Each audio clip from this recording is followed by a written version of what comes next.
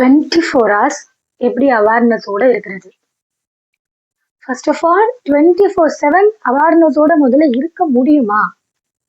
தூக்கத்துல கூட எப்படி அவேர்னஸ் ப்ராக்டிஸ் பண்றது? Once you started practising awareness, இந்த கொஷின்ஸ்லாம் தான் நம்மளுக்கு ஃபர்ஸ்ட் வரும். அதுக்கான ஆன்சர் தான் இந்த வீடியோல பார்க்க போறோம். Hi guys, I am Saran. Welcome to serenity. Awareness. நம்மளுக்கு ஏன் கஷ்டம் வருது? நம்ம ஏன் அழறோம்? இல்ல மனசு ஒரு மாதிரி இருக்கு அப்படின்னு ஏன் சொல்றோம்? இந்த எல்லாமே நாம லேக் ஆஃப் அவேர்னஸோட இருக்கோம் அப்படிங்கறதோட சிம்டம்ஸ் தான். Once you started practising your awareness at full range, இது எல்லாமே உங்களுக்கு மித்துன்னு தோணிடும். உங்களுக்கு எந்த கஷ்டமும் உங்களை அஃபெக்ட் பண்ணாது. எப்படி அதை நான் பண்றது? அதை நான் 24/7 பண்ணிட்டே இருக்க முடியுமா? என்னால ஒரு நிமிஷமே அவேர்னஸை ப்ராக்டிஸ் பண்ண முடியலையே. உடனே மனசு வேற எதுவும் யோசிக்க போயிடுதே. இதுல நான் எங்க இருந்து 24 மணி நேரமும் என் மூச்சை கவனிக்கிறது? ஐயோ அப்படின்னு உங்களுக்கு தோணுதுன்னா, கைஸ் லிசன். ஒரு குட்டி பையன் கையில ஒரு லாந்தர் விளக்கு எடுத்துக்கிட்டு ஒரு பெரிய மலையோட உச்சியை போய் அடையறதுக்காக போனானா. அப்படி அவன் போயிட்டே இருக்கிறப்போ நடுவுல ஒரு பெரியவர் வந்து, தம்பி எங்க போற அப்படின்னு கேட்டாராம். அந்த குட்டி பையன் சொன்னானா, இதோ அந்த மலையோட உச்சிக்கு போறேன் அப்படின்னு சொன்னான். உடனே அந்த பெரியவர் கேட்டாரா, இந்த குட்டி விளக்கு எடுத்துக்கிட்டா அவ்வளவு தூரம் மலை உச்சிக்கு போயிட முடியும் நீ நம்புற? இந்த விளக்கு வெளிச்சம் உனக்கு உச்சி தெரியுதா அப்படின்னு கேட்டாரு. அதுக்கு அந்த குட்டி பையன் சொன்னானா, நான் அடுத்து எடுத்து வைக்க வேண்டிய அடி எனக்கு தெரியுது, அது போதும். இந்த ஒரு அடி வெளிச்சத்திலேயே நான் உச்சியை போய் அடைஞ்சிடுவேன். இங்க இருந்தே எனக்கு உச்சி வெளிச்சமா தெரியணும்னு அவசியம் இல்லை அப்படின்னு சொன்னானா. அதுதான் கைஸ், நீங்க ஒன்ஸ் இந்த அவேர்னஸை ப்ராக்டிஸ் பண்றப்போ நீங்க ஒரு என்டையர் டே எப்படி அவேர்னஸோட இருக்கிறது நீங்க யோசிக்கவே தேவையில்லை. அந்த சிந்தனையே உங்களுக்கு தேவையில்லை. ஓகேவா? உங்களுக்கு என்ன தேவைன்னா, இந்த நிமிஷம், இந்த நொடி நான் என்னோட மூச்சை கவனிக்கிறேன், என்னை சுத்தி என்னென்னலாம் நடக்குது அப்படிங்கிற அவேர்னஸோட இருக்கேன் அப்படிங்கிற தீர்மானத்தை தான் நீங்க எடுத்துட்டு வரணுமே தவிர, நீங்க எடுத்த உடனே நான் 24 மணி நேரமும் எப்படி அவேரோட இருக்கிறது, தூங்கும் போது எப்படி நான் அவேர்னஸோட தூங்குறது, இதெல்லாம் இப்போ வேண்டாம். அந்த குட்டி பையன் சொன்ன அடுத்த அடி வெளிச்சம் தெரிஞ்சா போதும். ஓகேவா? புத்தா ஸ்டோரி ஒன்று இருக்கு காய்ஸ். புத்தர் வந்து ஒரு டிசைபிள்ஸோட பேசிட்டு இருக்கப்போ அவர் தலையில வந்து ஒரு வண்டு வந்து உட்காந்துச்சு. அதை இப்படி தட்டி விட்டுட்டு அவர் தொடர்ந்து ஒரு பேச்ச பேசிட்டு இருந்தாராம். கொஞ்ச நேரத்துக்கெல்லாம் என்ன பண்ணிருக்காரு, மறுபடியும் அவரோட கை எடுத்து மெல்லமா இதே மாதிரி ஒரு செய்கையை செஞ்சு அப்புறம் கையை கீழே இறக்குனாராம். ஒரு டிசைபிள் கேட்டாரா, வாட் ஹேப்பன்ட் அப்படின்னு. உடனே புத்தர் சொல்லியிருக்காரு, இல்ல கொஞ்ச நாள் முன்னாடி என் தலையில ஒரு வண்டு உட்காந்துது, நான் வந்து விழிப்புணர்வு இல்லாம அதை தட்டி விட்டுட்டேன். சோ இப்ப மறுபடியும் விழிப்புணர்வோட அந்த வண்டை தட்டுறேன் அப்படின்னு சொன்னாராம். இது உங்களுக்கு கேட்கறதுக்கு ஒரு மாதிரி இருக்கலாம், என்னது இது ஒரு மாதிரி பைத்தியக்காரத்தனமா இருக்கே அப்படின்னு. நோ காய்ஸ், நீங்க அவேர்னஸை ப்ராக்டிஸ் பண்ண ஆரம்பிக்கும் போது நிறைய இடத்துல ஸ்லிப் ஆகணும். அதுதானங்க நம்ம உயிர் குற்றமே. நம்ம அப்படிதான் டிசைன் பண்ணப்பட்டிருக்கோம். அதுக்கு கொஞ்சம் கூட நீங்க கில்ட்டாவே ஆகக்கூடாது. ஓகே, அவேர்னஸ் மிஸ் ஆயிடுச்சு அப்படின்னு திருப்பியும் அந்த ஃபர்ஸ்ட் ஸ்டெப்ல இருந்து ஆரம்பிக்கணும்னு எந்த குற்ற உணர்ச்சியுமே இல்லாத ஆரம்பிங்க. புரியுதா நான் என்ன சொல்றதுன்னு? ஐயோ நான் இன்னைக்கு ஒரு ½ an hour கண்டிப்பா அவேர்னஸோட இருந்துடணும்னு ஒரு ரெசல்யூஷன் எடுத்திருந்தேனே, ஆனா நடுவுல இப்படி ஆயிடுச்சே அப்படிங்கிற கில்ட்டே வேணாம் காய்ஸ்.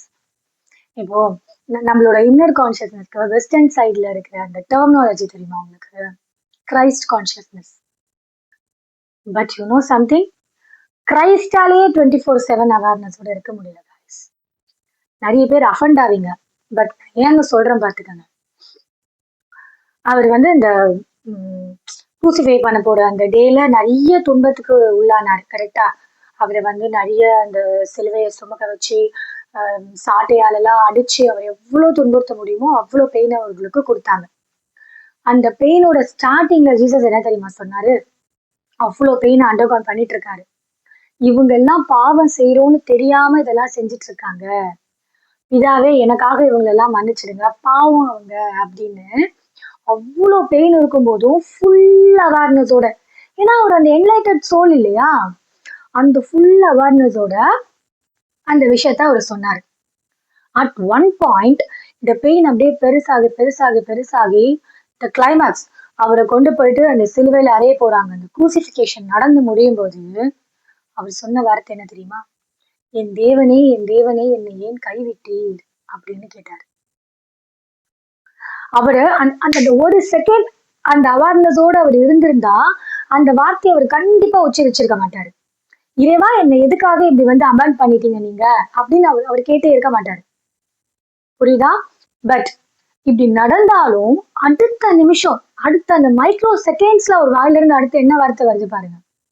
ஓகே, எல்லாம் முடிஞ்சிருச்சு, என்னோட ஆவிய என் பிதா உங்களிடம் நான் ஒப்படைக்கிறேன் அப்படிங்கிறார். His completely surrendering spirit to the Lord, அந்த அவரோட ஃபாதர் அவர்கிட்ட ஒப்படைக்கிறேன் அப்படிங்கிறார். இதுல நம்ம என்ன புரிஞ்சுக்கணும்னா, நம்மளுக்கு 24/7 அவேர்னஸ் நம்ம என்னதான் ப்ராக்டிஸ் பண்ணாலும் ஏதாவது ஒரு மொமெண்ட்ல அந்த அவேர்னஸ் நம்ம கிட்ட இருந்து போகும்.